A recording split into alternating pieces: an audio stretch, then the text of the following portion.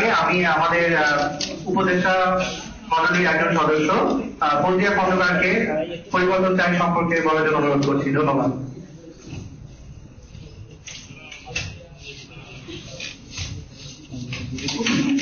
সাংবাদিক বোন ও ভাইরা, আন্তরিকভাবে ধন্যবাদ জানাচ্ছি পরিবর্তন চায়ের পক্ষ থেকে আপনারা আজকে উপস্থিত হয়েছেন। আপনারা নিশ্চয়ই অবগত হয়েছেন ইতিমধ্যে যে আমাদের এই কর্মসূচিটি একটি ভিন্ন আঙ্গিক থেকে শুরু হয়েছে, কারণ বাংলাদেশে অনেক অনেক কর্মসূচি হচ্ছে, কিন্তু আপনারা যদি আপনাদের দৃষ্টি নিবন্ধন করেন তবে দেখবেন যে এই বিষয়টিকে নিয়ে কিন্তু খুব বেশি চোখে পড়ার মতন কাজ এখন পর্যন্ত আমরা দেখতে পাচ্ছি না। অথচ একটি সভ্য জাতি হিসেবে, একটা মাথা উঁচু করে দাঁড়াবার মতন একটা জাতি হিসেবে কিন্তু একটু পরিষ্কার থাকাটা অত্যন্ত অত্যন্ত গুরুত্বপূর্ণ আমি মনে করি। আমরা যখন রাস্তা দিয়ে যাই এবং রাস্তার দুপাশে যে আবর্জনা দেখি, সে আবর্জনা আমাদের মনে করিয়ে দেয় আমাদের ভেতরের কলুষতা।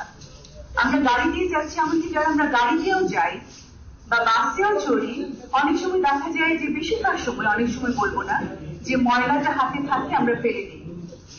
আমরা যেতে যেতে যত কাগজ থাকে আমাদের সমস্ত কিছু আমরা রাস্তায় ফেলে দিই। আমাদের যে নদীগুলো আছে সেই নদীর সংকট আপনারা সবাই জানেন, সেই নদীতে আমরা আবর্জনা ফেলি। আমাদের যত পরিত্যক্ত যা কিছু থাকে সবকিছু আমরা নদীতে ফেলে দিই, এবং এই সবকিছুই কিন্তু আমাদের পরিষ্কার পরিচ্ছন্ন রাখার একটা বড় তাগাদা থেকে আমরা এই উদ্যোগটা গ্রহণ করেছি। আমি মনে করি যে এটিকে অত্যন্ত সফল করা প্রয়োজন। আমাদের আগামী পৃথিবীর বা আগামীর যে ভবিষ্যৎ রয়েছে তাদের জন্য যদি সুন্দর স্বাস্থ্যকর পরিবেশ আমরা না দিতে পারি, তাহলে বেঁচে থাকাটাই আসলে অর্থহীন হয়ে পড়বে। সুনীল একটা কবিতায় বলেছিলেন, আমি কিভাবে বেঁচে আছি তুই এসে দেখে জানি শেষ। আমার মনে হয় আমাদের বেঁচে থাকাটা, সকালবেলায় যখন আমরা অফিসে যাই কিংবা কর্মক্ষেত্রে যাই, আমরা দেখতে থাকি রাস্তায় আবর্জনা, এবং সারা রাস্তা ধরে এই আবর্জনাগুলো চলে। এই আবর্জনার পাশেই আমাদের হয়তো একটা চায়ের দোকান, আমাদের খাবারের দোকান, এবং বাচ্চাদের খাবার আমরা সেই দোকান থেকে কিনে নিচ্ছি। আমি মনে করি আমাদের জাগ্রত হবার সময় অনেক আগে এসেছে। তো পরিবর্তন চাই এই উদ্যোগটি গ্রহণ করেছে। আপনারা আমাদের সাথে সাড়া দেবেন, আমাদের সাথে থাকবেন, আমাদের এই আন্দোলনকে সফল করবেন। অনেক ধন্যবাদ। ধন্যবাদ ফৌজিয়া খন্দকারকে। সমসম্মেলনে এই পর্যায়ে বক্তব্য রাখবেন পরিবর্তন চাই নির্বাহী পরিচালক অ্যাডভোকেট নাইম সুলতানা। ধন্যবাদ।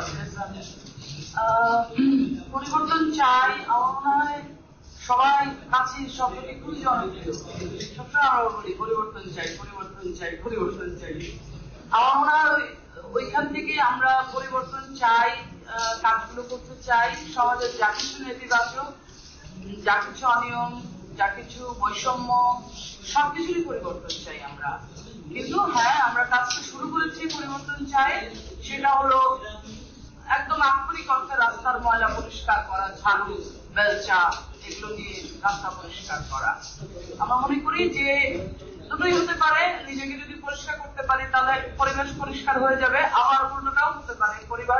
পরিবেশ পরিষ্কার করতে করতেই, ময়লা আবর্জনা পরিষ্কার করতে করতেই একদিন আমরা পরিষ্কার হয়ে যাব।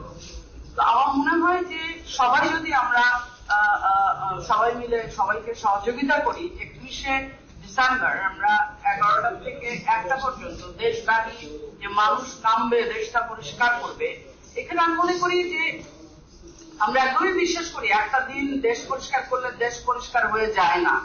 তারপরও আমরা চাই একটা দিবস থাক যেখানে দেশটা পরিষ্কার করবো। আমরা সরাসরি রাস্তায় নেমে ময়লা পরিষ্কার করবো, মানুষকে বলবো যে তুমি একটা নির্দিষ্ট জায়গায় ময়লা ফেলো, যত্রতত্র না ফেলে। এই ব্যাপারটার সাথে আমি যদি যুক্ত করতে চাই আমি যে আমাদের যে রাষ্ট্র, সমাজ, পরিবার, সেটা নিয়ে যদি আমরা নামতে পারি এবং একজন আরেকজনকে ইন্সপায়ার করতে পারি যে আমি ফেলবো না, তুমিও ফেলো না, আমার মনে হয় এইভাবে আস্তে আস্তে কাজটা শুরু করলে আমার মনে হয় একটা জায়গায় পৌঁছানো যাবে। আর সবার সহযোগিতা যদি থাকে, আমরা উভয় যদি সহযোগিতা করি, যেমন আমরা ব্যক্তি লেভেল থেকে আজকে থেকেই যদি আমরা যারা এখানে উপস্থিত আছি তারা যদি বলি আমি কোথাও ময়লা ফেলবো না, বাদাম খেয়ে বাদামের খোসাটা আমি প্রেস ক্লাবের যত্রতত্র ফেলবো না, আমি একটা নির্দিষ্ট জায়গায় বাদামের খোসাটা ফেলবো, তাহলেই কিন্তু একটা ইম্প্যাক্ট আজকেই হয়ে যায়। তাহলে সবাইকে ধন্যবাদ জানাই এবং আমি মনে করি এটা আমাদের ভীষণ রকম প্রত্যেকের সাথে খুবই যুক্ত একটা ইস্যু। আমাদের ইস্যুটাই খুব সেলিব্রিটি ইস্যু, যে পরিবর্তন চাই, দেশটাকে পরিষ্কার করি। আমি আশা করি যে মিডিয়া এবং সবাই মিলে আমরা 31শে ডিসেম্বর নামবো এবং সফল হব। সবাইকে ধন্যবাদ। ধন্যবাদ নাহিদ চৌধুরীকে।